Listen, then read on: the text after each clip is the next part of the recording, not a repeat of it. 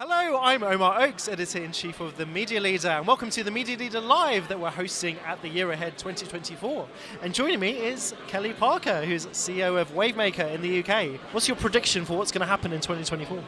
I'm not a fan of predictions, Omar, because they nearly always don't come true. We're going to invite you back next year and see whether you're right or wrong. That's a given, but do it anyway. So I think we're going to be talking about all the same things that we are talking about right now. I think AI is going to be noisy. I think I'll stick a hope in with the prediction. I hope that humans become part of the AI conversation and the human in the loop and our role with all of this technology and data. I think that should be part of the conversation. I hope that is part of the noise around AI.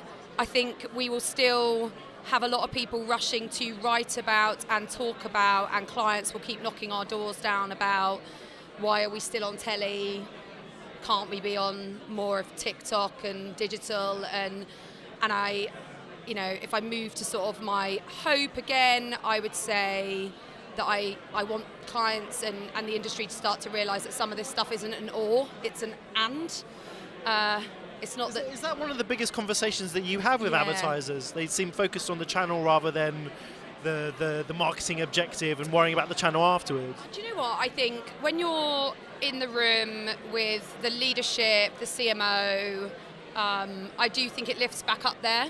I think a number of our kind of senior clients are nervous that they might be behind the curve, particularly those in categories like CPG where TV AV plays a huge role and always has done and is effective and is brilliant. Budgets aren't increasing, budgets are staying the same or declining, so they have to make decisions, right? Is it, do I move this here, or do I, where I'm moving it away from effective channels to try something new, or how do I make an argument to go beyond? I think they worry they're behind the curve. As you come away from that sort of CMO level and you're in with all the sort of brand managers and some of our clients aren't, they're in small businesses, they're founders, they're not marketeers, they're, business entrepreneurs. I think then we get into the whole, just remember the facts, remember there's humans, remember that it's not binary, that you can't just choose that channel over that channel, that we have to make sensible decisions. So yeah, look, the world is getting ever more complicated, and I think at Wavemaker, we try very hard. We talk a lot about positive provocation. We try very hard to put the stick in the wheel a lot and go to clients, let's just stop. Let's think about the fact that there are humans, there are consumers. That's who we're trying to impact. We're trying to impact their behaviour. We're trying to get them to buy more, do less, whatever the objectives are. And that's how we should be planning those campaigns. But it's really easy to get distracted. Do you think, because what we've seen over the last 12 to 18 months, we've seen interest rates go up, there's more consolidation in the market, or at least we expect that. Do you think the pendulum might swing back in a lot of ways from what we've seen over the last 10 years? I'm thinking about the pendulum swinging back towards talent from technology, about using the big beasts will flourish in a way that they didn't because it was easier, frankly, for startups to start up over the last 10 years. And if so, how's that going to affect what you do and the conversations you have with clients? I definitely think...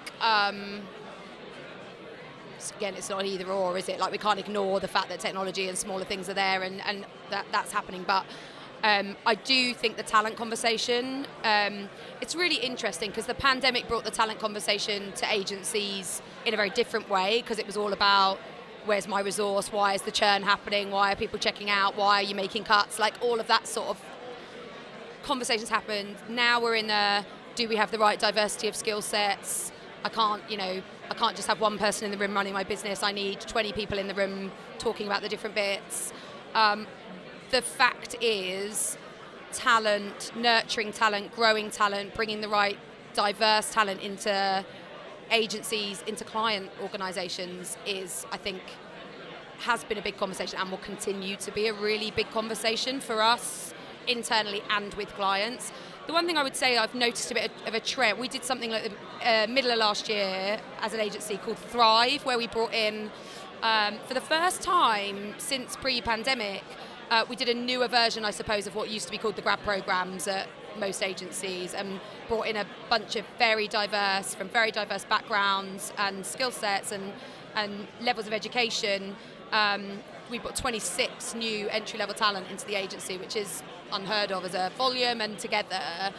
And clients really got hold of that. They thought that was really different. They really wanted to understand how we'd done it, why we'd done it, how they would get access to that sort of new cohort of thinking. So I do think sort of that collaboration around talent is something that may play a bigger part in conversations with clients this year. Yeah, that's one of the big things from our Future 100 group. We surveyed them specifically for this event, and they said talent retention is one of the big things that they think the industry needs to focus on this year. Final question. Running a media agency, I have to ask you this. Are you expecting Media Palooza Part 3, 4, forgotten which one? Are you expecting a big year of pitching this year? Even more than usual? Yes. I think we will. Tentative yes? Yeah, I think we will. I think last year was relatively quiet in terms of big UK whoppers. I think we might see 3 or 4. I mean, look, one's gone up already in Q1, right? I think we might see 3 or 4 big, hotly contested whoppers in the UK go up, and then there will always be the medium to small size ones ticking along. And a couple of big global ones, I think, but less. I think last year was very driven by global and Europe, for us anyway. I think we'll see a bit more UK action this year. Which allows me to make one safe prediction, is that Kelly Parker, Wavemaker UK, is going to be very busy this year. Kelly, thank you so much for joining the Media Leader today. Thank you for having me. If you like this video, please subscribe. The Media Leader is the UK's leading source of analysis, opinion and data for people who work in advertising and media.